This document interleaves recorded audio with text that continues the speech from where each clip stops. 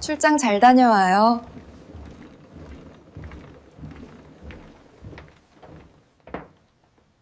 나는 웃으며 남편을 배웅했습니다. 하지만 이미 알고 있었습니다. 그가 가는 곳이 부산도 대전도 아닌 해외라는 걸, 그리고 그 여행비가 우리 아이 학비에서 빠져나갔다는 사실을. 그날 세탁기 안에서 나온 종이 한 장이 내 30년 결혼 생활을 끝내고 있었습니다. 사연 시작 전 구독과 좋아요 한 번씩 눌러주시면 큰 힘이 됩니다. 오늘 이야기 지금 시작합니다. 안녕하세요. 저는 올해 55살이 된 박미선이라고 합니다. 서울 은평구에서 남편, 딸과 함께 30년을 살아왔습니다. 평범한 가정주부였고 파트타임으로 마트 계산대 일을 했습니다. 그렇게 큰 욕심 없이 살아왔습니다. 그런데 일주일 전 일이었습니다. 모든 게 무너지기 시작한 건 그날 아침은 평소와 다를 게 없었습니다. 새벽 5시 반에 일어나 남편 아침 준비를 했습니다. 된장찌개를 끓이고 계란말이를 부쳤습니다. 남편은 6시 반쯤 일어나 세면대에서 면도를 했습니다. 저는 그 모습을 보며 와이셔츠에 다리미질을 했습니다. 30년간 반복해온 아침이었습니다. 여보, 출장 짐 챙겼어요? 남편이 거실로 나오며 물었습니다. 응, 어젯밤에 다 넣어뒀어. 부산이라 멀지도 않고. 남편의 목소리는 여느 때처럼 담담했습니다. 저는 그의 캐리어를 확인했습니다. 검은색 중형 캐리어였습니다. 부산 이틀 출장치곤 큰 가방이었습니다. 하지만 저는 아무 말도 하지 않았습니다. 밥 먹어요. 식탁에 앉은 남편은 스마트폰을 보며 밥을 먹었습니다. 저는 그 옆에서 김치를 더 덜어주며 남편의 표정을 살폈습니다. 언제부턴가 남편은 집에서 웃는 일이 줄어들었습니다. 대화도 점점 짧아졌습니다. 회사 일 많이 바쁘죠? 제 질문에 남편은 고개만 끄덕였습니다. 요즘 신규 프로젝트 때문에 출장도 잦고. 남편은 그렇게 대답하고는 다시 스마트폰을 들여다봤습니다. 저는 남편의 손가락이 메신저 화면을 빠르게 넘기는 걸 봤습니다. 누군가와 대화하는 모습이었습니다. 하지만 저는 모른 척했습니다. 7시가 조금 넘어 남편이 일어났습니다. 그럼 다녀올게. 남편은 넥타이를 매며 말했습니다. 저는 습관처럼 다가가 넥타이를 다시 잡아당겨 매듭을 고쳤습니다. 30년 동안 해온 일이었습니다. 출장 잘 다녀와요. 저는 웃으며 말했습니다. 남편도 짧게 웃었습니다. 하지만 그 웃음은 어딘가 어색했습니다. 눈이 웃지 않는 표정이었습니다. 현관문이 닫히는 소리가 들렸습니다. 저는 그대로 식탁에 앉아 있었습니다. 남편이 남기고 간 밥그릇을 보며 한참을 멍하니 있었습니다. 이상했습니다. 뭔가 계속 걸리는 게 있었습니다. 캐리어 크기도, 남편의 표정도, 스마트폰을 보는 태도도, 모든 게 평소와 달랐습니다. 저는 자리에서 일어나 설거지를 시작했습니다. 그릇을 씻으며 계속 생각했습니다. 부산 출장이라고 했습니다. 이틀이라고 했습니다. 그런데 왜 그렇게 큰 가방을 가져갔을까? 왜 아침부터 스마트폰만 들여다봤을까? 설거지를 마치고 저는 남편이 쓰던 화장실로 갔습니다. 세면대 위에는 남편의 면도기와 스킨, 로션이 놓여 있었습니다. 평소 남편은 출장 갈 때마다 이것들을 챙겨갔습니다. 하지만 오늘은 그대로 있었습니다. 이상했습니다. 저는 침실로 들어갔습니다. 옷장을 열어봤습니다. 남편의 양복이 몇 벌 걸려 있었습니다. 평소 출장 갈 때 입던 회색 양복이 그대로 있었습니다. 대신 주말에 입던 캐주얼 옷들이 사라져 있었습니다. 청바지, 남색 셔츠, 흰색 티셔츠 모두 없었습니다. 이건 출장 복장이 아니었습니다. 여행 복장이었습니다. 저는 천천히 숨을 내쉬었습니다. 가슴이 답답해졌습니다. 하지만 아직 확신할 수 없었습니다. 혹시 제가 예민하게 반응하는 건 아닐까 싶었습니다. 남편을 의심하고 싶지 않았습니다. 30년을 함께 산 사람이었습니다. 저는 거실로 나와 소파에 앉았습니다. 텔레비전을 켰습니다. 하지만 화면에 뭐가 나오는지 전혀 보이지 않았습니다. 머릿속은 온통 남편 생각뿐이었습니다. 그때 세탁기 돌아가는 소리가 들렸습니다. 어젯밤 돌린 빨래가 끝난 모양이었습니다. 저는 자리에서 일어나 세탁기로 향했습니다. 뚜껑을 열고 빨래를 꺼냈습니다. 남편의 와이셔츠, 바지, 양말 하나씩 꺼내 빨래 바구니에 담았습니다. 그런데 마지막에 남편의 회색 양복 재킷을 꺼내는데 주머니에서 뭔가 만져졌습니다. 저는 손을 넣어 그걸 꺼냈습니다. 작게 접힌 종이 한 장이었습니다. 종이를 펼쳤습니다. 글씨가 적혀 있었습니다. 발리 리조트 예약 확인서, 체크인 날짜, 2박 5일, 성인 2명. 저는 그 글자를 2번, 3번 읽었습니다. 손이 떨렸습니다. 종이를 꽉 쥐었다가 다시 펼쳤습니다. 발리, 2박 5일, 성인 2명. 부산 출장이 아니었습니다. 해외여행이었습니다. 그것도 혼자가 아니었습니다. 저는 그 자리에 주저앉았습니다. 세탁기 앞 차가운 바닥에 털썩 앉아 종이를 들여다봤습니다. 예약자 이름이 적혀 있었습니다. 제 남편 이름이었습니다. 그리고 그 아래 동반자 이름, 김서연. 저는 그 이름을 몰랐습니다. 친척도 지인도 아니었습니다. 하지만 분명 누군가와 함께 가는 여행이었습니다. 부산 출장이라는 거짓말을 하고 저는 종이를 다시 접었습니다. 손이 계속 떨렸습니다. 울고 싶었습니다. 하지만 눈물이 나오지 않았습니다. 대신 가슴이 답답하고 숨이 막혔습니다. 저는 천천히 일어났습니다. 종이를 들고 거실로 갔습니다. 식탁 위에 스마트폰을 꺼내 놓았습니다. 그리고 종이를 펼쳐 사진을 찍었습니다. 1장, 2장, 3장. 구겨지지 않게 글씨가 선명하게. 사진을 찍고 나서야 정신이 들었습니다.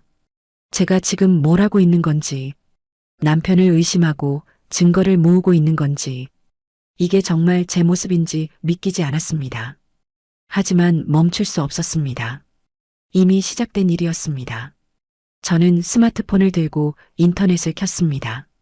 남편 회사 홈페이지를 검색했습니다. 임직원 소개 페이지로 들어갔습니다. 검색창에 그 이름을 입력했습니다. 김서연. 화면에 사진이 떴습니다. 젊은 여자였습니다. 단정한 정장 차림에 짧은 머리, 미소 짓고 있는 증명사진이었습니다. 경영지원팀 대리, 입사 3년 차. 저는 그 사진을 한참 들여다봤습니다. 이 사람과 제 남편이 함께 발리로 간 겁니다. 부산 출장이라는 거짓말을 하고 저를 속이고 남편이 나간 뒤 나는 평소처럼 세탁기를 돌렸습니다. 그리고 그 안에서 내 인생을 바꿀 종이 한 장을 발견했습니다. 저는 스마트폰 화면을 캡처했습니다. 김서연, 경영지원팀 대리. 그 사진을 저장했습니다. 그리고 다시 예약 확인서를 펼쳤습니다. 체크인 날짜를 확인했습니다. 오늘이었습니다. 남편이 집을 나선 바로 오늘. 부산 출장이라던 바로 그날. 저는 종이 뒷면을 뒤집어 봤습니다. 거기에도 글씨가 적혀 있었습니다. 손글씨였습니다. 남편의 글씨가 아니었습니다. 여자 글씨였습니다. 오빠, 이번엔 꼭 같이 가요. 서연. 저는 그 글씨를 읽고 또 읽었습니다. 오빠, 서연. 꼭 같이 가요. 가슴이 무너지는 느낌이었습니다. 하지만 저는 울지 않았습니다. 울면 안 된다고 생각했습니다. 지금 울면 모든 게 끝날 것 같았습니다. 저는 자리에서 일어났습니다. 침실로 들어가 서랍을 열었습니다. 남편의 서류가 담긴 서랍이었습니다. 통장, 카드 명세서, 영수증. 하나씩 꺼내 확인했습니다. 카드 명세서를 펼쳤습니다.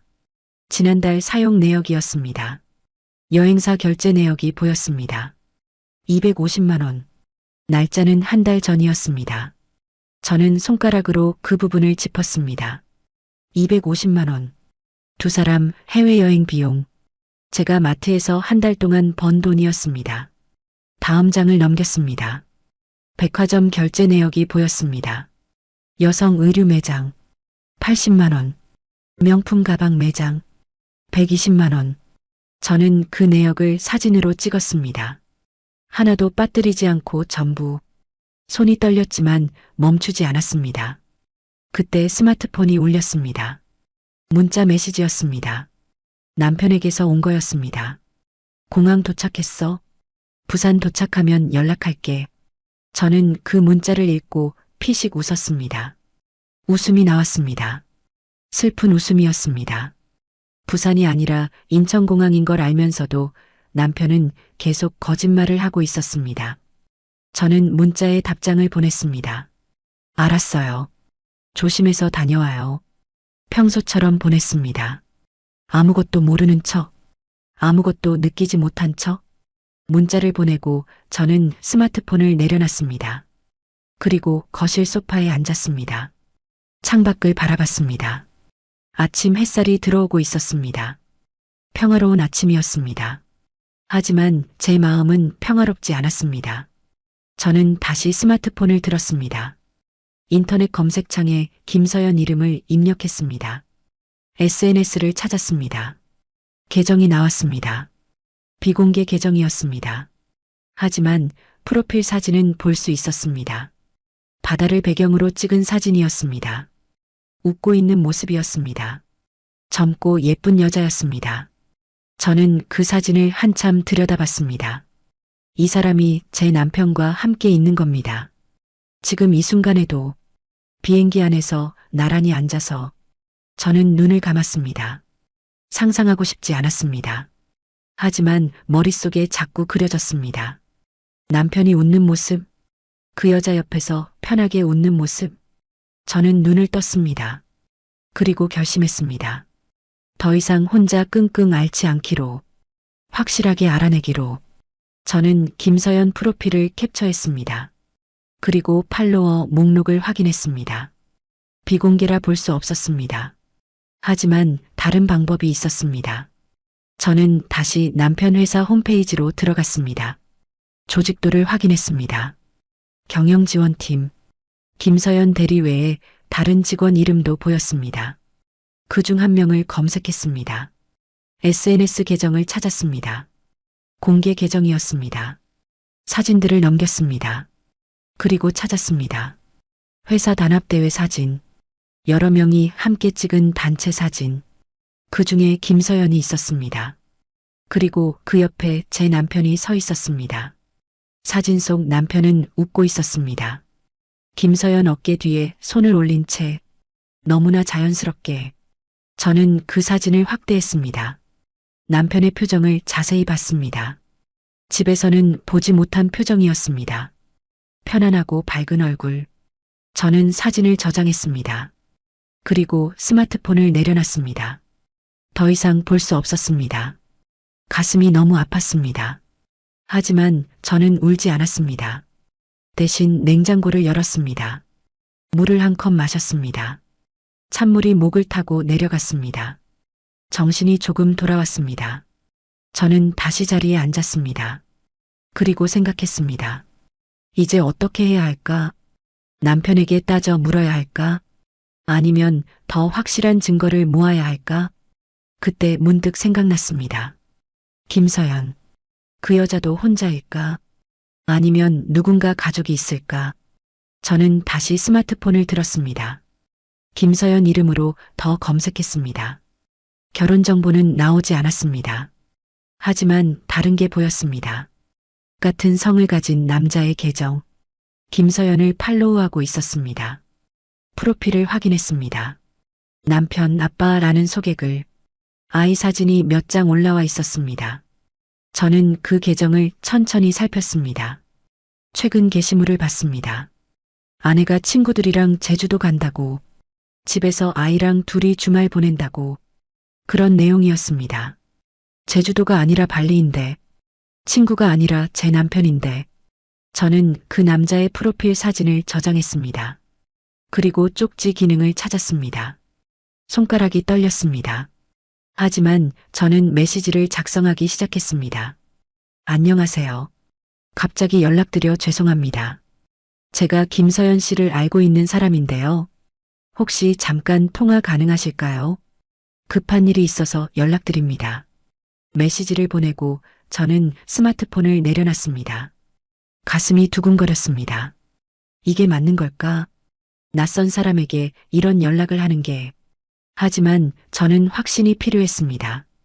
혼자 끙끙 앓고 싶지 않았습니다. 만약 그 여자도 거짓말을 하고 있다면 그 남편도 알아야 한다고 생각했습니다. 30분쯤 지났을까? 스마트폰이 울렸습니다.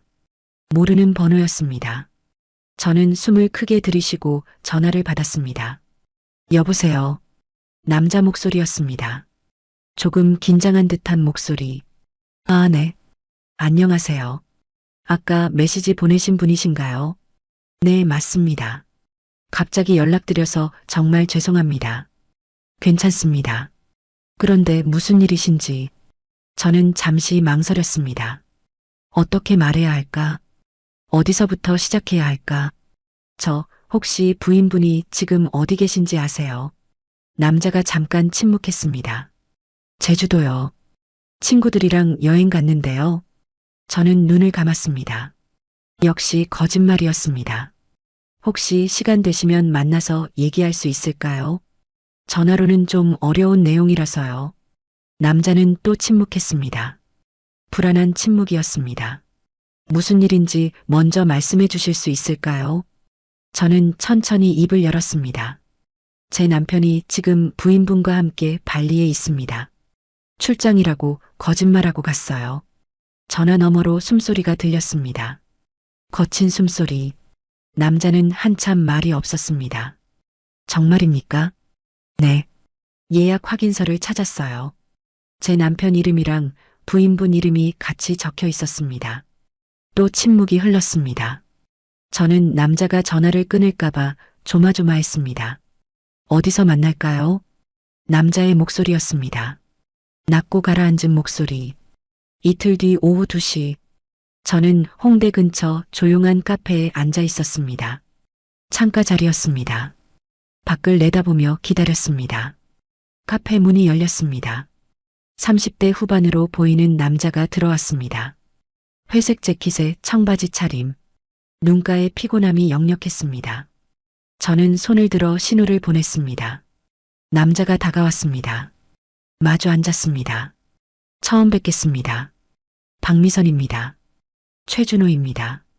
우리는 악수를 나눴습니다. 남자의 손이 차가웠습니다. 제 손도 마찬가지였습니다. 커피 한 잔 시킬까요? 제 말에 남자는 고개를 끄덕였습니다. 저는 카운터에 가서 아메리카노 2잔을 주문했습니다. 다시 자리로 돌아왔습니다. 남자는 창밖을 보고 있었습니다. 표정이 굳어 있었습니다. 저도 비슷한 표정일 거라고 생각했습니다. 커피가 나왔습니다. 우리는 동시에 커피를 한 모금 마셨습니다. 그리고 동시에 내려놨습니다. 제가 먼저 말을 꺼냈습니다. 이거 보세요. 저는 스마트폰을 꺼내 사진을 보여줬습니다. 예약 확인서 사진, 카드 명세서 사진, 회사 단합대회 사진. 남자는 화면을 들여다봤습니다. 손가락으로 화면을 넘기며 하나하나 확인했습니다. 표정이 점점 굳어졌습니다. 저도 있습니다. 남자도 스마트폰을 꺼냈습니다. 그리고 사진 몇 장을 보여줬습니다. 아내가 보낸 문자 메시지, 제주도 풍경 사진, 친구들이랑 저녁 먹는다는 내용. 하지만 위치 정보는 제주도가 아니었습니다. 발리였습니다. 남자가 작은 목소리로 말했습니다. 와이파이 위치 추적 앱을 깔아뒀거든요. 아이 안전 때문에. 그런데 아내 위치가 제주도가 아니라 발리로 나오더라고요. 처음엔 앱 오류인 줄 알았어요. 저는 고개를 끄덕였습니다. 말을 잇지 못했습니다. 이틀 동안 미칠 것 같았습니다. 확신할 수도 없고 모른 척할 수도 없고 남자의 목소리가 떨렸습니다. 저는 그 목소리를 들으며 가슴이 아팠습니다. 같은 아픔을 겪고 있는 사람, 같은 배신을 당한 사람, 우리 어떻게 할까요? 남자가 물었습니다. 저를 똑바로 쳐다보며 저는 잠시 생각했습니다. 어떻게 해야 할까? 당장 전화해서 따지고 싶었습니다. 하지만 그러면 끝이었습니다. 증거도 없이, 준비도 없이 저는 천천히 입을 열었습니다. 일단 기다려요. 돌아올 때까지. 그리고 완벽하게 증거를 모아요. 사진, 영상, 문자, 통화 기록. 모든 걸 다 모아서 마지막에 한꺼번에 보여주는 거예요. 남자가 저를 빤히 쳐다봤습니다. 그게 가능할까요? 가능해야죠. 우리가 당한 만큼 제대로 끝내야 합니다. 남자는 한참 생각하더니 고개를 끄덕였습니다. 알겠습니다. 그렇게 하죠. 우리는 그날 2시간 동안 앉아 있었습니다. 서로의 이야기를 나눴습니다. 남자는 결혼 7년 차였습니다. 5살 아들이 있었습니다. 아내는 회사 다니는 평범한 직장인이었습니다. 저는 제 이야기를 했습니다. 30년 결혼 생활, 대학생 딸, 남편의 변화. 우리는 같은 표정으로 서로를 바라봤습니다. 말하지 않아도 알 수 있었습니다. 우리가 얼마나 무너졌는지. 하지만 우리는 울지 않았습니다. 대신 약속했습니다. 끝까지 함께 가기로. 증거를 모으고 진실을 밝히고 제대로 끝내기로. 카페를 나서며 남자가 말했습니다. 연락하겠습니다. 뭐라도 새로 알게 되면 저도 그러겠습니다. 우리는 악수를 나눴습니다. 이번엔 조금 따뜻한 악수였습니다. 혼자가 아니라는 걸 아는 것만으로도 조금 힘이 났습니다. 집으로 돌아오는 길, 저는 스마트폰을 확인했습니다. 남편에게서 문자가 와 있었습니다. 부산 날씨 좋아. 회의 잘 끝났어. 저는 그 문자를 읽고 답장을 보냈습니다. 다행이네요. 저녁 맛있게 드세요. 그리고 스마트폰을 주머니에 넣었습니다. 이제 시작이었습니다. 우리의 마지막 싸움이. 사흘째 되는 날 아침이었습니다. 저는 평소처럼 일어나 아침 준비를 했습니다. 딸은 학교에 갔고 저는 집안일을 했습니다. 하지만 마음은 계속 불안했습니다. 남편은 매일 문자를 보냈습니다. 부산 호텔에서, 회의실에서, 저녁 식사 자리에서 모두 거짓말이었습니다. 저는 그 거짓말에 일일이 답장을 보냈습니다. 잘 지내고 있어요. 집은 걱정 마세요. 거짓말에 거짓말로 답하는 기분. 이상했습니다. 30년 부부가 이렇게 서로를 속이고 있다니. 오후 3시쯤이었습니다. 남편에게서 영상통화가 왔습니다. 저는 잠시 망설였습니다. 하지만 받지 않으면 이상하게 생각할 것 같았습니다. 통화 버튼을 눌렀습니다. 화면에 남편 얼굴이 나타났습니다. 호텔 방으로 보이는 배경이었습니다. 여보, 잘 지내? 남편이 웃으며 물었습니다. 저는 최대한 자연스럽게 웃었습니다. 응, 잘 지내요. 거기는 어때요? 좋아. 호텔도 괜찮고. 남편은 카메라를 돌려 방 안을 보여줬습니다. 깔끔한 침대, 창밖 풍경. 그런데 화면 한쪽에 뭔가 보였습니다. 잠깐만요. 저는 화면을 자세히 봤습니다. 침대 옆 테이블. 거기에 와인잔 2개가 놓여 있었습니다. 그리고 침대 시트가 한쪽이 흐트러져 있었습니다. 왜? 남편이 물었습니다. 저는 재빨리 말했습니다. 아니에요. 화면이 잠깐 끊긴 것 같아서. 아, 그래. 와이파이가 좀 약한가 봐. 남편은 다시 카메라를 자기 얼굴로 돌렸습니다. 저는 최대한 평온한 표정을 지었습니다. 하지만 심장이 빠르게 뛰고 있었습니다. 저녁은 뭐 먹었어요? 회의 끝나고 회사 사람들이랑 삼겹살 먹었어. 그때였습니다. 화면 뒤쪽에서 목소리가 들렸습니다. 여자 목소리였습니다. 샤워 끝났어요. 남편의 얼굴이 순간 굳었습니다. 저도 굳었습니다. 몇 초간 침묵이 흘렀습니다. 남편이 급하게 말했습니다. 아, 여보. 옆방에서 소리 들리나 봐. 벽이 얇은가 봐. 저는 아무 말도 하지 않았습니다. 그냥 남편을 쳐다봤습니다. 여보. 남편이 불안한 목소리로 불렀습니다. 저는 억지로 웃었습니다. 네, 들려요. 정말 벽이 얇나 보네요. 남편이 안도하는 표정을 지었습니다. 그러게. 어쨌든 나 좀 씻어야 할 것 같아. 내일 또 연락할게. 알겠어요. 푹 쉬어요. 통화가 끊어졌습니다. 저는 스마트폰을 내려놨습니다. 손이 떨렸습니다. 와인잔 2개, 흐트러진 침대, 여자 목소리, 모든 게 명확했습니다. 더 이상 의심할 여지가 없었습니다. 저는 자리에서 일어났습니다. 화장실로 가서 찬물로 세수를 했습니다. 거울 속 제 얼굴을 봤습니다. 창백했습니다. 하지만 저는 무너지지 않았습니다. 대신 다시 거실로 나와 스마트폰을 들었습니다. 영상통화 녹화 파일을 확인했습니다. 자동으로 저장되어 있었습니다. 파일을 재생했습니다. 와인잔이 보이는 부분을 캡처했습니다. 여자 목소리가 들리는 부분도 저장했습니다. 그리고 최준호 씨에게 메시지를 보냈습니다. 증거 하나 더 생겼어요. 영상통화 중에 여자 목소리 들렸습니다. 곧 답장이 왔습니다. 저도 방금 아내한테 전화했는데요. 목소리가 이상했어요. 급하게 끊더라고요. 우리는 전화로 통화했습니다. 최준호 씨도 많이 지쳐 보였습니다. 견딜 수 있겠습니까? 최준호 씨가 물었습니다. 저는 잠시 생각했습니다. 견뎌야죠. 이제 이틀 남았어요. 그날 밤 저는 잠을 잘 수 없었습니다. 계속 영상통화 장면이 떠올랐습니다. 남편의 얼굴, 당황하던 표정, 거짓말하던 목소리, 새벽 2시쯤이었을까? 저는 일어나 거실로 나왔습니다. 창밖을 바라봤습니다. 고요한 밤이었습니다. 스마트폰을 들었습니다. 은행 앱을 열었습니다. 우리 집 통장을 확인하기 시작했습니다.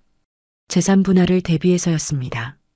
공동명의 통장, 남편명의 통장, 제 명의 통장, 하나씩 확인했습니다. 그리고 딸명의 통장을 열었습니다. 대학 등록금을 위해 만든 적금 통장, 매달 30만 원씩 넣어둔 통장. 화면을 보는 순간 저는 숨이 멎었습니다. 잔액이 줄어 있었습니다. 500만 원이 빠져나가 있었습니다. 저는 거래 내역을 확인했습니다. 인출 날짜, 한 달 전이었습니다. 여행사 결제일과 같은 날, 인출자, 남편 이름이었습니다. 저는 스마트폰을 든 채 그대로 굳었습니다. 아이 학비, 딸의 미래를 위해 모은 돈, 그걸 남편이 빼서 여행 경비로 쓴 겁니다. 가슴이 무너졌습니다. 이건 불륜이 아니었습니다. 가족에 대한 배신이었습니다.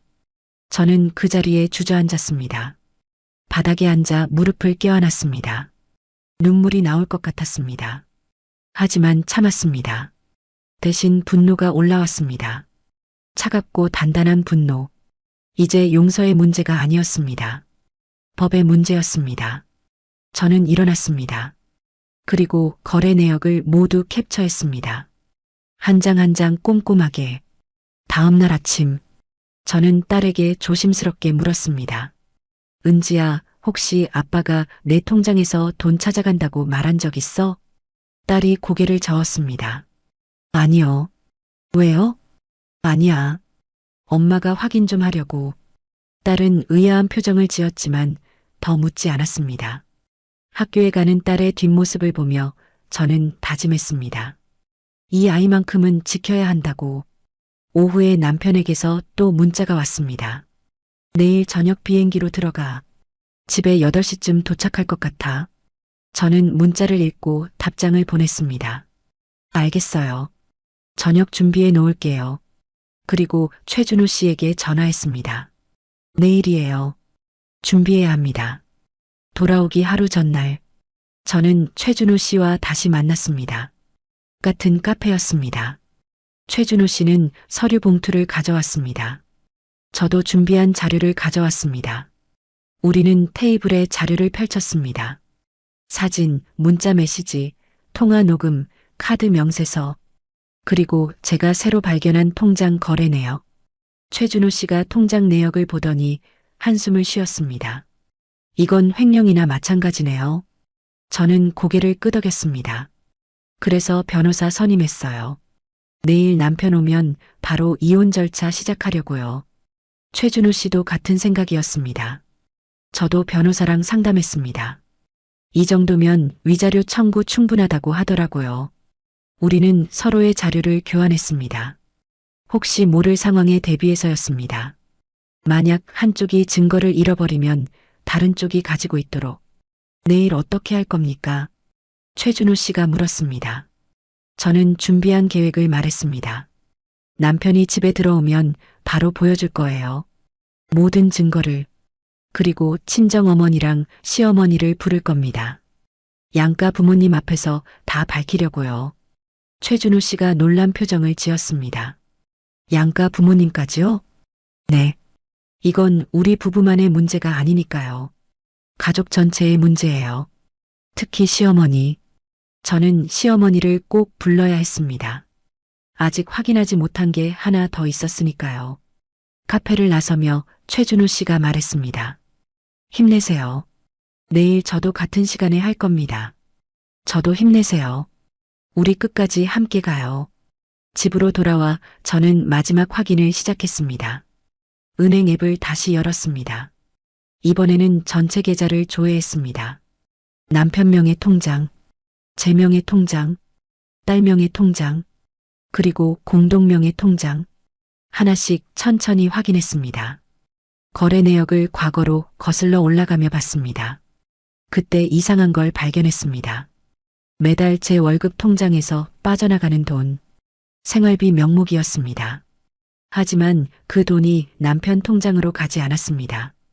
다른 계좌로 이체되고 있었습니다. 저는 그 계좌 번호를 확인했습니다. 예금주 조회를 했습니다. 화면에 이름이 떴습니다. 박정숙, 제 시어머니였습니다. 저는 손이 떨렸습니다. 시어머니 계좌로 매달 이체가 되고 있었습니다. 얼마나 오래되었나 확인했습니다. 3년 전부터였습니다. 매달 50만 원씩, 3년이면 1,800만 원. 저는 시어머니 계좌 거래 내역을 더 봤습니다. 그리고 발견했습니다. 한 달 전 거래 내역. 박정숙 계좌로 500만 원 입금. 딸 통장에서 빠진 돈과 같은 금액. 같은 날짜. 그리고 같은 날. 박정숙 계좌에서 남편 카드로 500만 원 결제. 여행사 결제였습니다. 저는 스마트폰을 든 채 얼어붙었습니다. 시어머니가 알고 있었습니다. 아니, 도와주고 있었습니다. 며느리 월급으로 아들 바람 피게, 손녀 학비로 아들 여행 보내고, 저는 비명을 삼켰습니다. 목이 메었습니다. 30년 동안 시어머니는 저를 뭘로 본 겁니까? 명절마다 받은 무시, 친정 갈 때마다 들은 핀잔, 며느리 자격 없다던 말들. 이제 이유를 알겠습니다. 시어머니는 처음부터 저를 가족으로 본 게 아니었습니다. 아들을 위한 도구로 본 겁니다. 저는 화면을 캡처했습니다. 모든 거래 내역을, 시어머니 계좌 이체 내역까지 전부. 그리고 최준호 씨에게 메시지를 보냈습니다. 큰일 났어요. 시어머니가 공모자였어요. 곧 전화가 왔습니다. 뭐라고요? 저는 떨리는 목소리로 설명했습니다. 시어머니 계좌, 매달 빠져나간 생활비, 학비로 보낸 여행 경비. 최준호 씨는 한참 말이 없었습니다. 이건 단순 불륜이 아니네요. 가족 단위 배신이잖아요. 저는 눈물이 났습니다. 처음으로 눈물이 났습니다. 하지만 울지 않았습니다. 눈물을 닦았습니다. 내일 시어머니도 부를 겁니다. 다 같이 보는 앞에서 밝힐 거예요. 최준호 씨가 조심스럽게 물었습니다. 괜찮으시겠어요? 괜찮아야죠. 이제 더 이상 참지 않을 겁니다. 전화를 끊고 저는 시어머니께 전화했습니다. 차가운 목소리로 말했습니다. 어머님, 저예요. 내일 우리 집으로 좀 오세요. 남편이 출장 갔다 오는데 가족 모임 좀 하려고요. 시어머니는 의아해하는 목소리였습니다. 갑자기 무슨 모임? 중요한 일이 있어서요. 꼭 오셔야 해요. 알았다. 몇 시에 가면 되는데? 저녁 7시요. 친정어머니도 오십니다. 시어머니는 더 이상 묻지 않았습니다. 전화를 끊었습니다. 저는 거실 식탁에 앉았습니다. 준비한 서류들을 정리했습니다. 예약 확인서, 카드 명세서, 통장 거래 내역, 영상통화 캡처, 시어머니 계좌 이체 내역, 모든 증거를 투명 파일에 넣었습니다. 그리고 봉투에 담았습니다. 내일이었습니다. 30년 결혼 생활의 마지막 날. 저는 봉투를 식탁 위에 올려놨습니다. 남편이 제일 먼저 볼 수 있는 자리에. 그리고 남편 짐을 챙기기 시작했습니다. 옷, 신발, 세면도구. 하나씩 박스에 담았습니다. 박스를 현관 앞에 쌓았습니다. 모든 준비가 끝났습니다. 이제 내일만 기다리면 됐습니다. 저는 창밖을 바라봤습니다. 해가 지고 있었습니다. 마지막 해질녘이었습니다. 내일은 새로운 시작입니다. 제가 선택한 시작. 다음 날 아침, 저는 평소보다 일찍 일어났습니다. 새벽 5시였습니다. 잠을 제대로 자지 못했습니다. 거실로 나왔습니다. 식탁 위에 놓인 봉투가 보였습니다. 현관 앞에 쌓인 박스들도 그대로였습니다. 저는 커피를 한 잔 내렸습니다. 창가에 앉아 커피를 마셨습니다. 해가 떠오르고 있었습니다. 새로운 하루가 시작되고 있었습니다. 오전 10시쯤 친정어머니께 전화를 드렸습니다. 엄마, 저예요. 오늘 저녁 7시에 우리 집으로 오실 수 있어요? 어머니는 놀란 목소리였습니다. 갑자기 왜? 무슨 일 있니? 중요한 일이 있어요. 꼭 오셔야 해요. 어머니는 제 목소리가 평소와 다르다는 걸 눈치채셨습니다. 미선아, 무슨 일이야? 얘기해봐. 오늘 저녁에 다 말씀드릴게요. 제발 오세요. 알았다. 갈게. 전화를 끊고 저는 한숨을 내쉬었습니다. 이제 시작이었습니다. 오후 4시쯤 딸이 학교에서 돌아왔습니다. 엄마, 저 오늘 친구 집에 가도 돼요? 저는 고개를 끄덕였습니다. 그래. 저녁도 거기서 먹고 와. 딸은 의아한 표정을 지었습니다. 괜찮아요? 엄마 표정이 안 좋아 보여요. 괜찮아. 엄마 일 때문에 좀 피곤해서. 너는 재미있게 놀다 와. 딸은 짐을 챙겨 나갔습니다. 아이를 이 자리에 있게 하고 싶지 않았습니다. 아직은 아니었습니다. 오후 6시, 저는 저녁 준비를 했습니다. 식탁을 정리하고 의자를 배치했습니다. 봉투는 그대로 식탁 중앙에 놔뒀습니다. 6시 반, 초인종이 울렸습니다. 친정어머니였습니다. 어머니는 들어오시자마자 제 얼굴을 살폈습니다. 미선아, 얼굴이 왜 이래? 많이 상한 것 같은데. 저는 억지로 웃었습니다. 괜찮아요, 엄마. 앉으세요. 어머니는 거실을 둘러보셨습니다. 현관 앞 박스들을 보셨습니다. 저게 뭐야? 곧 아실 거예요. 6시 50분. 또 초인종이 울렸습니다. 시어머니였습니다. 시어머니는 들어오시며 인상을 찌푸렸습니다. 갑자기 왜 부르는 거야? 무슨 일인데? 앉으세요, 어머님. 곧 시작될 거예요. 시어머니는 친정어머니를 보고 짧게 인사했습니다.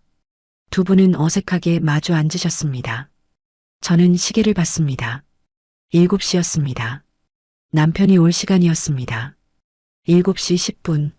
현관문이 열리는 소리가 들렸습니다. 남편이었습니다. 다녀왔어. 남편은 밝은 목소리로 말했습니다.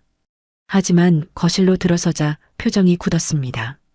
양가 어머니가 앉아 계셨으니까요. 어머님들이 왜 여기? 저는 일어섰습니다. 남편을 똑바로 쳐다봤습니다.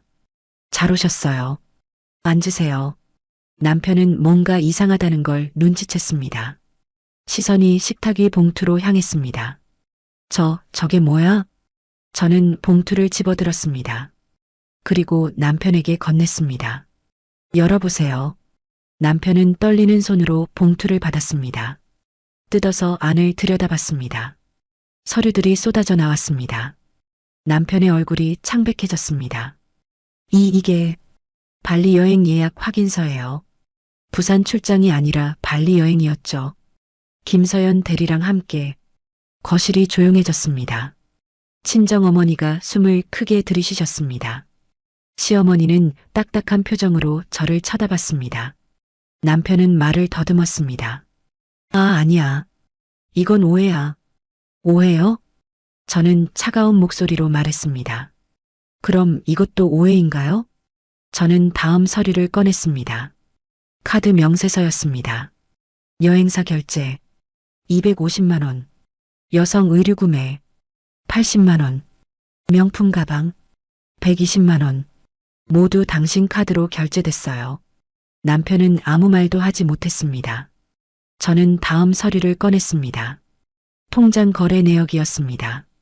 그리고 이건 우리 딸 학자금 통장이에요.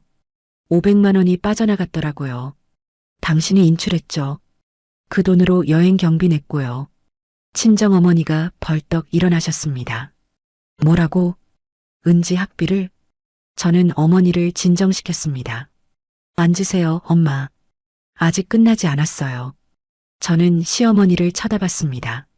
시어머니는 불편한 표정이었습니다. 어머님도 아시죠? 시어머니가 눈을 피했습니다. 뭘 알아? 나는 아무것도 모르는데. 정말 모르세요? 저는 마지막 서류를 꺼냈습니다. 시어머니 계좌 거래 내역이었습니다. 이게 뭔지 설명해 주시겠어요? 시어머니 얼굴이 하얗게 변했습니다. 저는 서류를 펼쳐 보였습니다.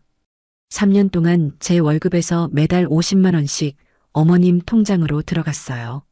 생활비 명목으로요. 그런데 왜 며느리 월급이 시어머니 통장으로 가야 하나요? 시어머니는 입을 다물었습니다. 저는 다음 내역을 가리켰습니다. 그리고 한 달 전, 딸 통장에서 빠진 500만 원이 어머님 통장으로 들어왔어요.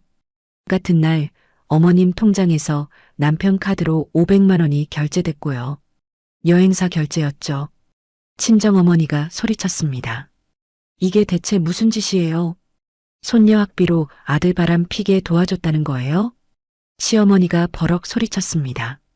그게 다 내가 못나서 그런 거 아니야. 남편 하나 제대로 못 붙잡으면서 저는 차갑게 웃었습니다. 제가 못나서요? 30년 동안 어머님 뒷바라지하고 남편 내조하고 딸 키우고 돈까지 벌어온 게 못난 겁니까? 아니면 그 돈을 어머님이 가로채서 아들 여자 만들어준 게 잘한 겁니까? 시어머니는 말문이 막혔습니다. 남편이 무릎을 꿇었습니다. 여보, 미안해. 정말 미안해. 내가 정신이 없었어. 저는 남편을 내려다봤습니다. 정신이 없었다고요? 30년 결혼 생활이 그렇게 가벼웠어요? 딸의 미래가 그렇게 하찮았어요? 남편은 눈물을 흘렸습니다. 다시 시작하자. 제발. 내가 잘못했어. 저는 고개를 저었습니다. 시작은 이미 끝났어요. 당신이 거짓말로 발리간 순간부터 저는 현관을 가리켰습니다. 짐 다 쌌어요. 오늘부터 나가서 사세요. 남편이 울며 매달렸습니다. 시어머니도 일어났습니다. 야, 이게 무슨 짓이야? 이혼은 안 돼. 저는 시어머니를 똑바로 쳐다봤습니다. 안 돼요? 며느리 돈 가로채고 손녀 학비 훔친 분이 할 말은 아닌 것 같은데요. 시어머니는 할 말이 없었습니다. 저는 친정어머니께로 갔습니다. 어머니는 눈물을 흘리고 계셨습니다. 엄마, 괜찮아요. 제가 선택한 거예요. 어머니가 저를 안아주셨습니다. 잘했다, 미선아. 잘했어. 저는 남편에게 말했습니다. 내일 변호사 사무실에서 뵙죠. 이혼 서류 준비해 놓겠습니다. 그리고 시어머니에게 마지막으로 말했습니다. 어머님, 30년 동안 며느리 노릇했습니다. 이제 그만하겠습니다. 아들은 어머님이 알아서 챙기세요. 시어머니는 입술을 떨었습니다. 하지만 아무 말도 하지 못했습니다. 저는 두 사람을 현관으로 안내했습니다. 남편은 박스를 들고 비틀거리며 나갔습니다. 시어머니도 뒤따라 나갔습니다. 문을 닫았습니다. 거실로 돌아왔습니다. 친정어머니가 소파에 앉아 우셨습니다. 저는 어머니 옆에 앉았습니다. 처음으로 눈물이 났습니다. 어머니 품에 안겨 울었습니다. 30년 동안 참았던 눈물, 혼자 삼켰던 서러움, 모두 쏟아냈습니다. 한참을 울고 나서야 정신을 차렸습니다. 어머니가 제 머리를 쓰다듬어 주셨습니다. 이제 시작이다, 미선아. 내 인생은 이제 시작이야. 저는 고개를 끄덕였습니다. 그렇습니다. 이제 시작입니다. 다음 날 아침, 저는 평소보다 늦게 일어났습니다. 8시쯤이었습니다. 오랜만에 푹 잔 것 같았습니다. 거실로 나왔습니다. 어제의 흔적은 모두 사라져 있었습니다. 친정어머니가 정리해 주셨나 봅니다. 어머니는 부엌에서 아침을 준비하고 계셨습니다. 일어났니? 얼굴이 좀 나아 보이네. 저는 씻고 나와 식탁에 앉았습니다. 된장찌개 냄새가 났습니다. 엄마, 집에 안 가셔도 돼요? 어머니는 고개를 저으셨습니다. 당분간 여기 있을 거야. 내가 혼자 있으면 안 될 것 같아서. 저는 감사했습니다. 어머니가 옆에 계시니 든든했습니다. 밥을 먹는데 스마트폰이 울렸습니다. 최준호 씨였습니다. 여보세요. 저도 어젯밤에 다 끝냈습니다. 아내랑 장인, 장모님 앞에서 고생하셨어요. 아니에요. 박미선 씨 덕분에 용기 낼 수 있었어요. 우리 같이 잘 이겨냅시다. 네, 그러겠습니다. 전화를 끊고 저는 변호사에게 연락했습니다. 약속을 잡았습니다. 오후 2시에 사무실에서 만나기로. 친정어머니가 함께 가시겠다고 하셨습니다. 저는 거절하지 않았습니다. 오후 2시, 저는 변호사 사무실에 앉아 있었습니다. 옆에는 친정어머니가 계셨습니다. 변호사는 서류를 검토하며 고개를 끄덕였습니다. 증거가 아주 확실하네요. 이 정도면 위자료 청구에 전혀 문제 없습니다. 얼마나 받을 수 있을까요? 변호사는 계산기를 두드렸습니다. 재산 분할 외에 위자료로 5천만 원은 가능할 것 같습니다. 아파트가 공동 명의니까 절반은 부인 몫이고요. 학자금 횡령 부분은 추가로 손해배상 청구 가능합니다. 저는 고개를 끄덕였습니다. 시어머니 부부는요? 그것도 민사상 손해배상 청구 가능합니다. 공모관계가 명확하니까요. 거래 내역이 증거가 되겠네요. 저는 모든 서류에 서명했습니다. 이혼 소장 접수, 위자료 청구, 손해배상 청구, 사무실을 나서며 어머니가 말씀하셨습니다. 잘했다, 미선아. 내가 받아야 할 걸 받는 거야. 집으로 돌아오는 길, 저는 딸에게 전화했습니다.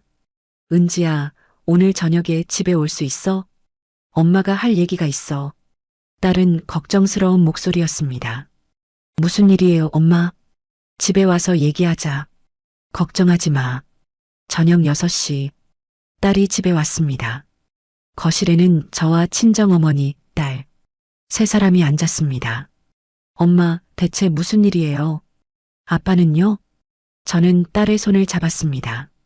은지야, 엄마가 솔직하게 얘기할게. 아빠랑 엄마가 이혼하기로 했어. 딸의 눈이 커졌습니다. 네? 갑자기 왜요? 저는 천천히 설명했습니다. 아빠의 불륜, 거짓말, 학자금 횡령, 할머니의 공모. 딸은 듣는 내내 눈물을 흘렸습니다. 하지만 끝까지 들었습니다. 엄마, 힘들었겠어요. 저는 딸을 안아줬습니다. 괜찮아. 엄마는 괜찮아. 오히려 이제 편해. 딸도 저를 꽉 안았습니다. 엄마, 저는 엄마 편이에요. 엄마가 선택한 거면 저도 찬성해요. 저는 눈물이 났습니다. 이 아이가 이렇게 컸구나. 이렇게 든든하구나. 고마워, 은지야. 우리는 한참을 안고 있었습니다. 그날 밤, 저는 침대에 누워 천장을 봤습니다. 30년 만에 혼자 자는 침대. 하지만 외롭지 않았습니다. 오히려 홀가분했습니다. 무거운 짐을 내려놓은 기분. 스마트폰을 확인했습니다. 남편에게서 문자가 몇 통 와 있었습니다. 여보, 제발 다시 생각해줘. 내가 잘못했어. 기회를 한 번만 더 줘. 저는 문자를 읽고 답장을 보냈습니다. 변호사 통해서 연락하세요. 더 이상 개인적인 연락은 받지 않겠습니다. 그리고 남편 번호를 차단했습니다. 시어머니에게서도 전화가 왔었습니다. 받지 않았습니다. 그것도 차단했습니다. 이제 새로운 시작이었습니다. 저만의 인생, 제가 선택하는 인생. 다음 날부터 저는 바쁘게 움직였습니다. 법원에 서류 제출, 은행에서 계좌 정리, 아파트 명의 변경 준비. 일주일쯤 지났을까? 법원에서 연락이 왔습니다. 조정 기일이 잡혔다고. 조정 당일, 저는 변호사와 함께 법원에 갔습니다. 복도에서 남편을 마주쳤습니다. 남편은 초췌해 보였습니다. 수염도 자라 있었고 눈가에 다크서클이 짙었습니다. 여보, 남편이 다가왔습니다. 하지만 저는 고개를 돌렸습니다. 변호사님을 통해 얘기하세요. 조정실로 들어갔습니다. 조정위원 앞에 마주 앉았습니다. 남편 측에서 합의를 요청했습니다. 위자료를 줄여달라고, 시어머니 부부는 빼달라고. 하지만 저는 거절했습니다. 안 됩니다. 제가 요구한 금액 그대로 받겠습니다. 조정은 결렬됐습니다. 재판으로 가기로 했습니다. 법원을 나서며 남편이 뒤쫓아왔습니다. 미선아, 제발 한 번만 더 생각해봐. 저는 돌아보지 않았습니다. 그냥 걸어갔습니다. 친정어머니가 제 손을 잡아주셨습니다. 잘하고 있어. 끝까지 가자. 네, 엄마. 저는 앞만 보고 걸었습니다. 뒤돌아보지 않았습니다. 이제 돌아갈 곳은 없었습니다. 앞으로만 가면 됐습니다. 한 달이 지났습니다. 재판 날짜가 잡혔습니다. 저는 변호사와 함께 최종 준비를 했습니다. 증거 서류를 다시 한번 정리했습니다. 예약 확인서, 카드 명세서, 통장 거래 내역, 영상통화 녹취록, 시어머니 계좌 이체 내역. 모든 게 완벽했습니다. 재판 전날 밤, 저는 딸과 함께 저녁을 먹었습니다. 친정어머니도 함께였습니다. 엄마, 내일 제가 같이 가도 될까요? 딸이 조심스럽게 물었습니다. 저는 고개를 저었습니다. 아니야. 엄마 혼자 갈게. 너는 학교 가야지. 딸은 아쉬운 표정이었습니다. 하지만 엄마가 걱정돼요. 저는 딸의 손을 잡았습니다. 괜찮아. 엄마는 이제 혼자서도 잘할 수 있어. 이번 일로 엄마가 많이 강해졌거든. 딸이 제 손을 꽉 쥐었습니다. 재판 당일, 저는 검은색 정장을 입었습니다. 머리를 단정하게 묶었습니다. 거울을 봤습니다. 달라진 제 모습이 보였습니다. 30년 전 결혼할 때보다 더 당당한 모습. 법원에 도착했습니다. 복도에는 남편이 서 있었습니다. 남편 옆에는 시어머니도 있었습니다. 시어머니는 저를 보자 눈을 피했습니다. 남편은 창백한 얼굴로 저를 쳐다봤습니다. 한 달 사이에 많이 수척해진 모습이었습니다. 저는 그들을 지나쳐 법정으로 들어갔습니다. 뒤돌아보지 않았습니다. 재판이 시작됐습니다. 판사가 서류를 검토했습니다. 두꺼운 서류 뭉치였습니다. 제가 모은 모든 증거였습니다. 원고 측 입장을 말씀해 주시죠.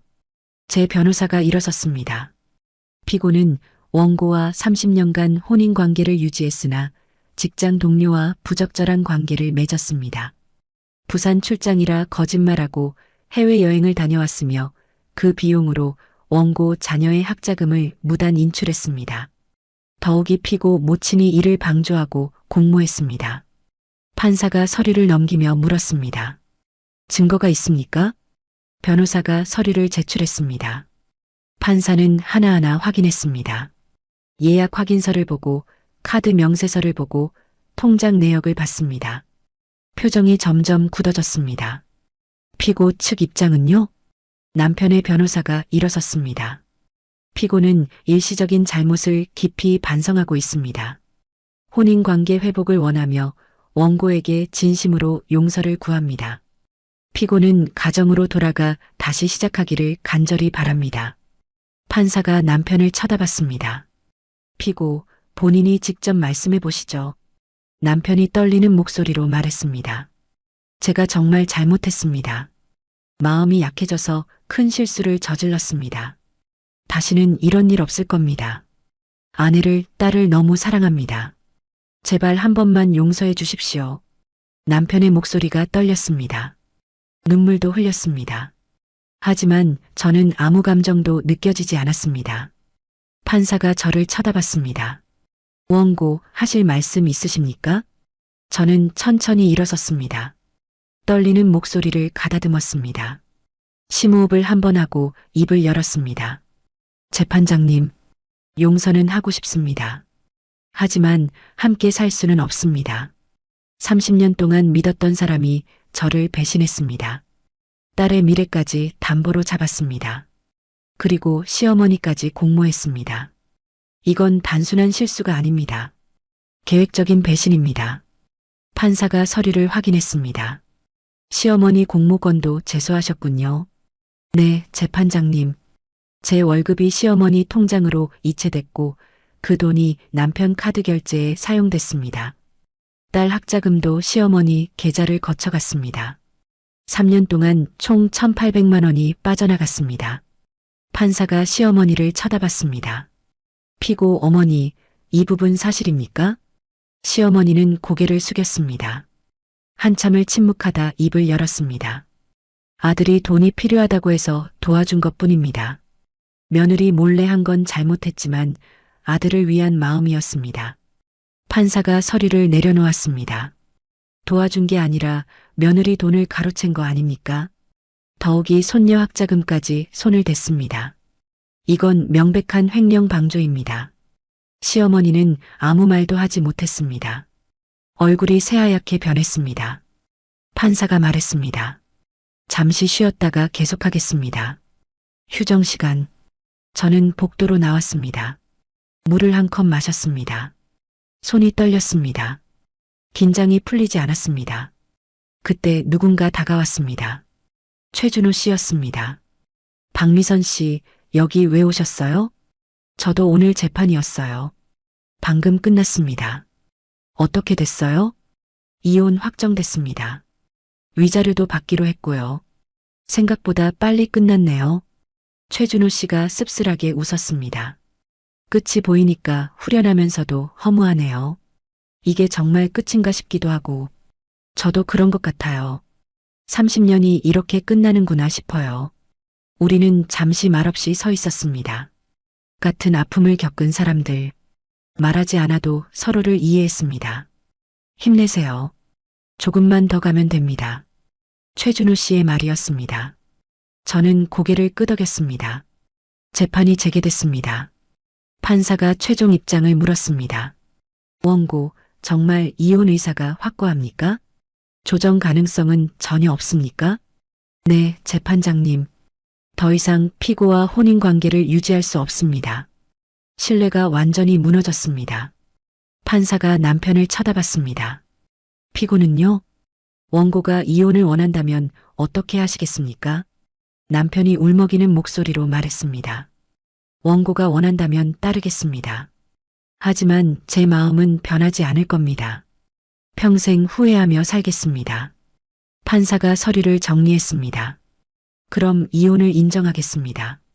재산 분할은 2분의 1씩, 아파트는 원고 명의로 이전, 위자료는 5천만 원, 학자금 횡령 부분은 별도로 500만 원 배상, 시어머니는 3천만 원 손해배상. 이해 있습니까? 남편 측 변호사가 일어섰습니다. 재판장님, 위자료가 너무 과합니다. 피고의 경제 사정을 고려해 주십시오. 판사가 단호하게 말했습니다. 30년 혼인에 학자금 횡령, 가족 공모까지 있었습니다. 오히려 적정한 금액입니다. 더 이상 이해 없으시면 이대로 확정하겠습니다.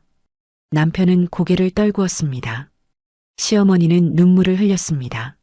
하지만 아무도 더 이상 말하지 못했습니다. 판결문은 2주 후에 발송하겠습니다. 폐정합니다. 망치 소리가 울렸습니다. 똑똑. 모든 게 끝났습니다. 저는 자리에서 일어났습니다. 다리에 힘이 없었습니다. 하지만 쓰러지지 않았습니다.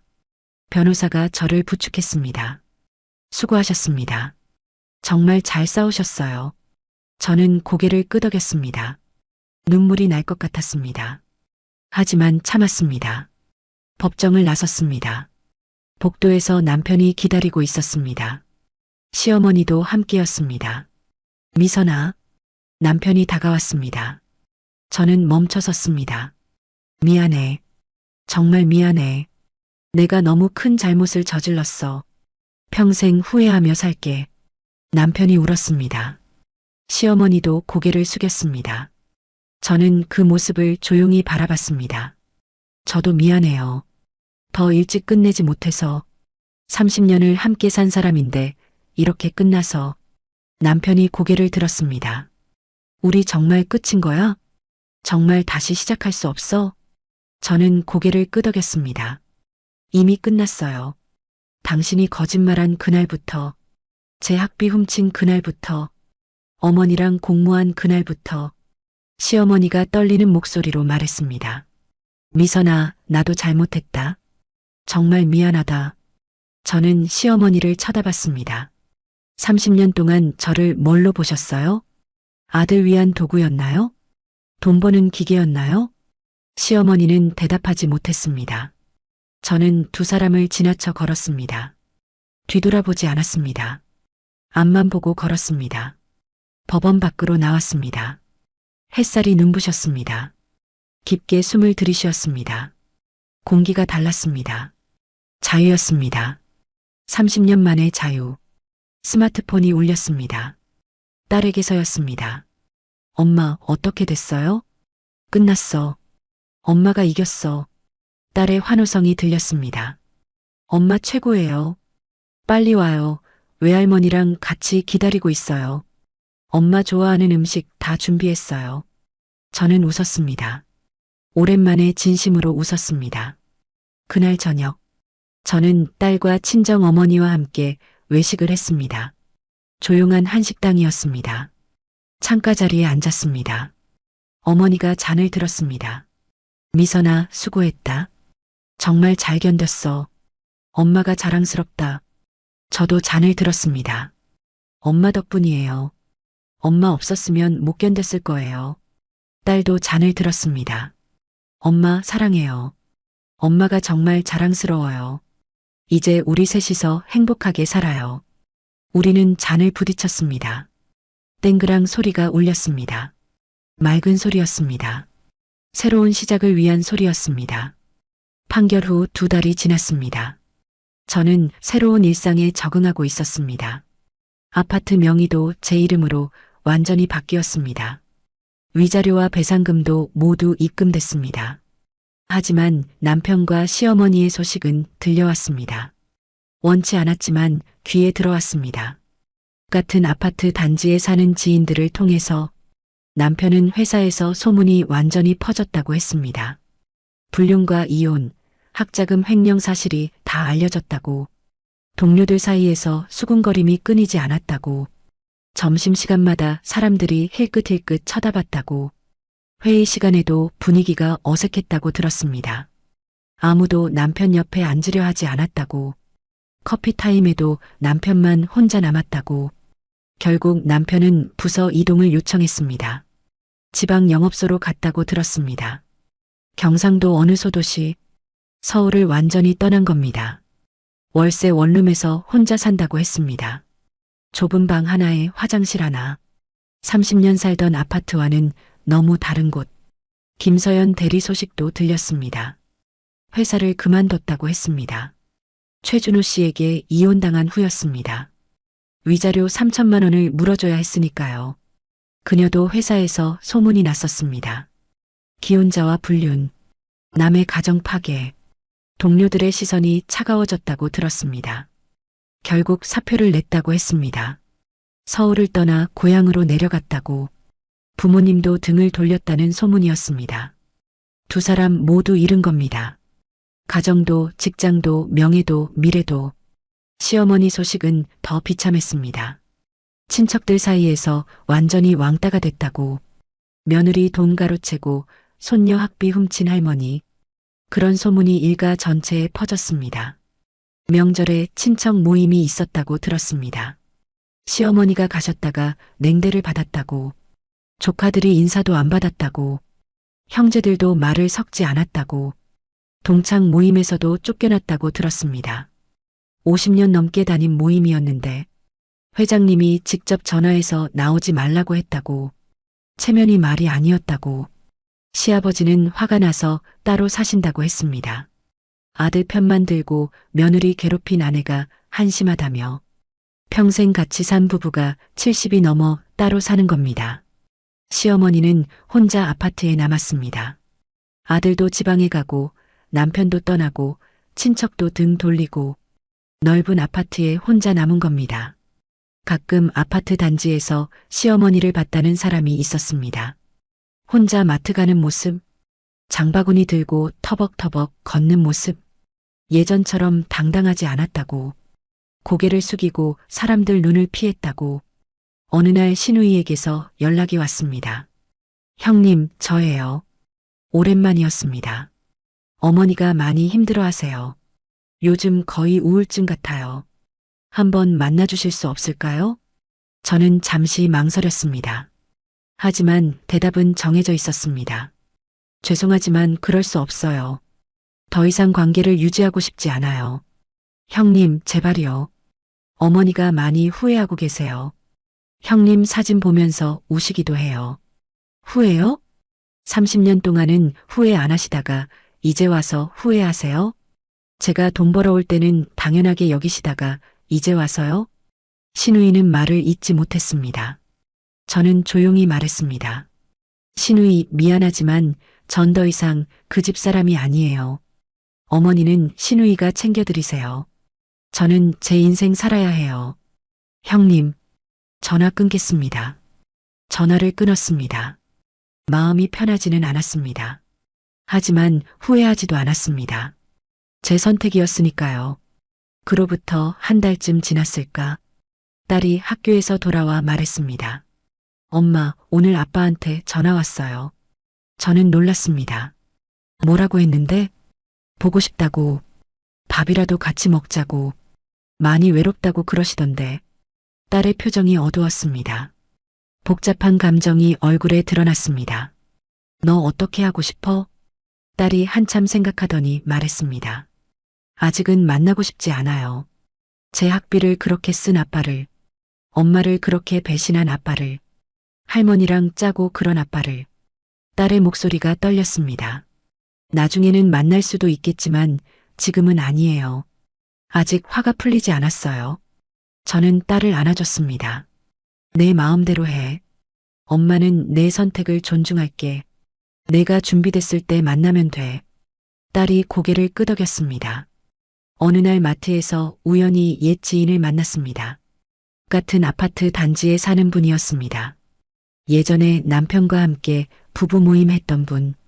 미선 씨, 요즘 어떻게 지내요? 얼굴이 밝아졌네요. 잘 지내요. 그분이 조심스럽게 말했습니다. 저기, 남편분 소식 들었어요. 지방으로 발령 났다던데. 많이 힘들어 하신다던데요. 혼자 원룸에서 산다고 하더라고요. 저는 담담하게 대답했습니다. 그럴 수도 있겠죠. 하지만 스스로 선택한 결과예요. 거짓말하고 배신한 대가죠. 그분이 고개를 끄덕였습니다. 미선 씨는 정말 용감해요. 저 같으면 못했을 거예요. 그냥 참고 살았을 것 같아요.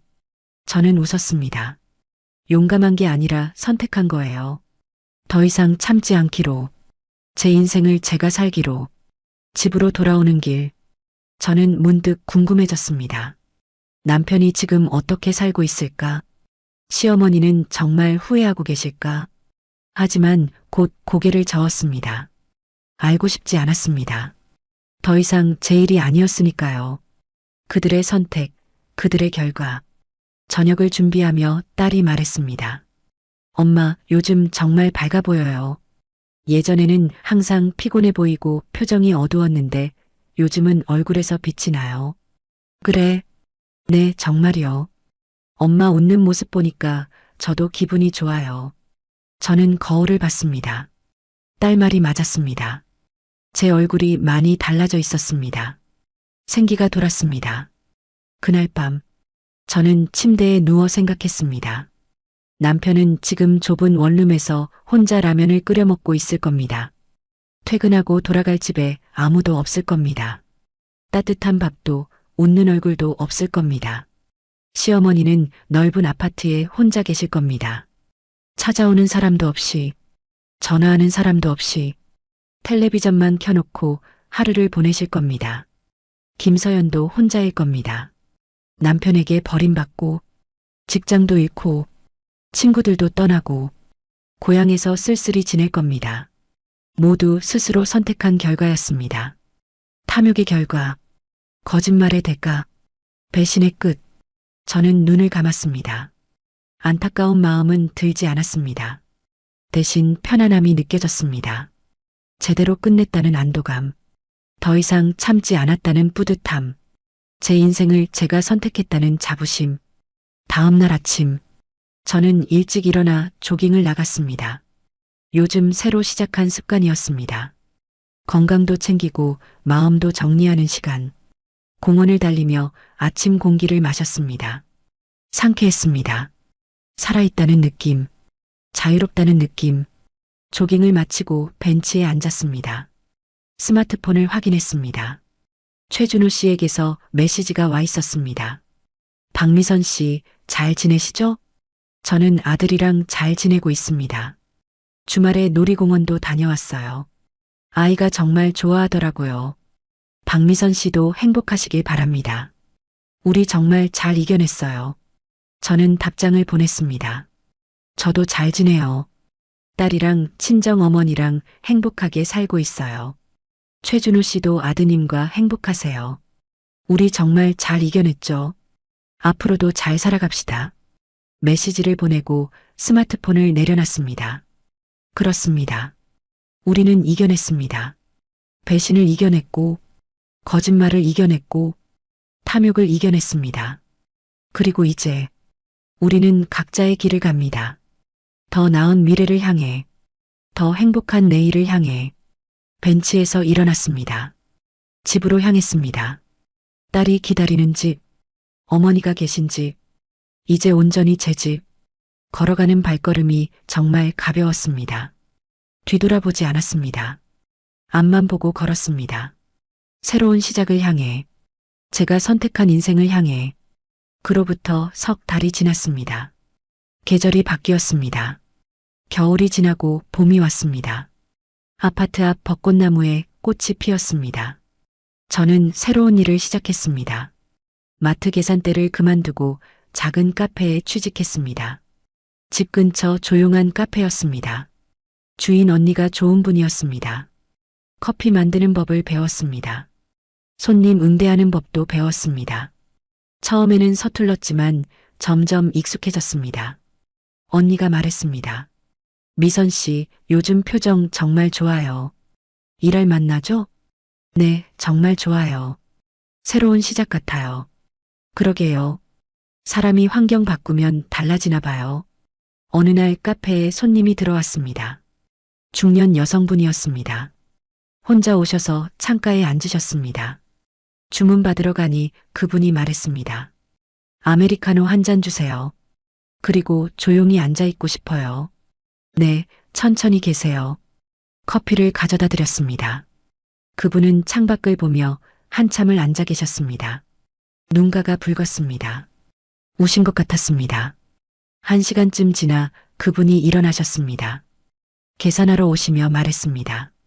커피 맛있었어요. 덕분에 마음이 좀 정리됐네요. 다행이에요. 힘든 일 있으셨나 봐요. 그분이 쓸쓸하게 웃었습니다. 남편한테 배신당했어요. 어떻게 해야 할지 모르겠어서 여기저기 헤매다가 이 카페에 들어왔어요. 저는 그분을 쳐다봤습니다. 몇 달 전 제 모습 같았습니다. 괜찮아지실 거예요. 시간이 지나면 그분이 저를 보며 물었습니다. 경험이 있으신가 봐요? 저는 고개를 끄덕였습니다. 네, 저도 비슷한 일을 겪었어요. 하지만 지금은 괜찮아요. 오히려 더 자유로워요. 그분의 눈에 눈물이 맺혔습니다. 정말요? 저도 그렇게 될 수 있을까요? 물론이죠. 선택하시면 돼요. 계속 참을 건지 아니면 끝낼 건지. 그분은 한참 생각하시더니 고개를 끄덕였습니다. 고맙습니다. 힘이 났어요. 그분이 카페를 나가는 모습을 보며 저는 생각했습니다. 저도 누군가에게 힘이 될 수 있구나. 주말이었습니다. 딸이 친구들과 놀러 간다고 했습니다. 엄마, 저녁 늦게 들어올게요. 그래, 조심해서 다녀와. 딸이 나가고 저는 혼자 집에 남았습니다. 청소를 하고 빨래를 했습니다. 저녁 준비도 했습니다. 혼자 있는 시간이 외롭지 않았습니다. 오히려 편안했습니다. 제 속도대로 움직일 수 있었으니까요. 저녁을 먹고 거실 소파에 앉았습니다. 텔레비전을 켰습니다. 드라마가 나오고 있었습니다. 그때 초인종이 울렸습니다. 누구지? 딸은 열쇠가 있는데 문을 열었습니다. 택배 기사님이었습니다. 박미선님 맞으시죠? 네, 맞아요. 택배 한 박스를 건네주셨습니다. 저는 박스를 들고 안으로 들어왔습니다. 박스를 뜯었습니다. 안에는 편지 한 통과 작은 꽃다발이 있었습니다.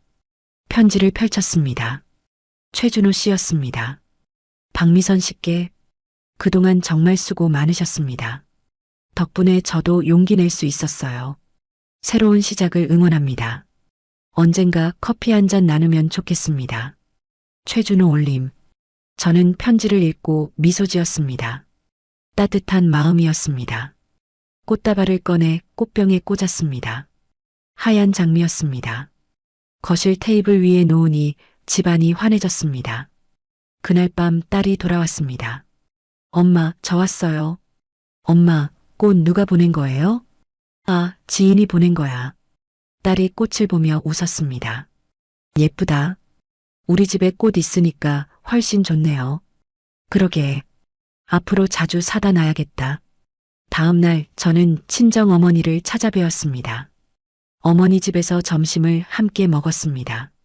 어머니가 직접 만든 된장찌개였습니다. 미선아, 요즘 정말 좋아 보인다. 그래요, 엄마? 응, 얼굴에 생기가 돌아. 예전에는 항상 뭔가 짓눌려 있는 것 같았는데 이제는 활짝 폈어. 저는 어머니 손을 잡았습니다. 엄마 덕분이에요. 엄마가 옆에서 지켜줘서 제가 이렇게 될 수 있었어요. 어머니가 눈시울을 붉혔습니다. 엄마는 내가 행복하면 그게 제일 좋다. 30년 참고 산 거 생각하면 가슴이 아팠는데 이제 좀 안심이 된다. 엄마, 이제 걱정 마세요. 저 이제 혼자서도 잘 살 수 있어요. 한 달쯤 지났을까? 카페 주인 언니가 물었습니다. 미선 씨, 바리스타 자격증 따볼 생각 없어요? 자격증이요? 응, 미선 씨 커피 만드는 거 보니까 소질 있는 것 같아서 공부하면 금방 딸 것 같은데. 저는 잠시 생각했습니다. 해볼까요? 그럼 해봐요. 나이는 숫자일 뿐이야. 뭐든 시작할 수 있어요. 그날부터 저는 바리스타 공부를 시작했습니다. 퇴근 후 학원에 다녔습니다. 어렵기도 했지만 재미있었습니다. 새로운 걸 배운다는 게 설렜습니다. 제가 발전한다는 느낌이 좋았습니다. 2달 후 시험을 봤습니다. 합격했습니다. 자격증을 받던 날 너무 기뻤습니다. 딸에게 자랑했습니다. 은지야, 엄마 자격증 땄어. 딸이 환호했습니다. 엄마 대박. 우리 엄마 최고. 이거 액자에 넣어서 걸어야 해요. 정말 그러고 싶네. 그날 저녁 저는 자격증을 보며 생각했습니다. 55살의 새로운 시작. 늦지 않았다는 걸 증명한 것 같았습니다. 어느 날 카페에 손님이 들어왔습니다. 낯익은 얼굴이었습니다. 몇 달 전 우신 채로 오셨던 그분이었습니다. 저를 알아보시고 웃으셨습니다. 저 기억하세요? 네, 물론이죠. 그분이 자리에 앉으며 말했습니다. 그날 여기서 위로받고 용기 냈어요. 이혼했어요. 저는 놀랐습니다. 정말요? 네, 힘들었지만 해냈어요.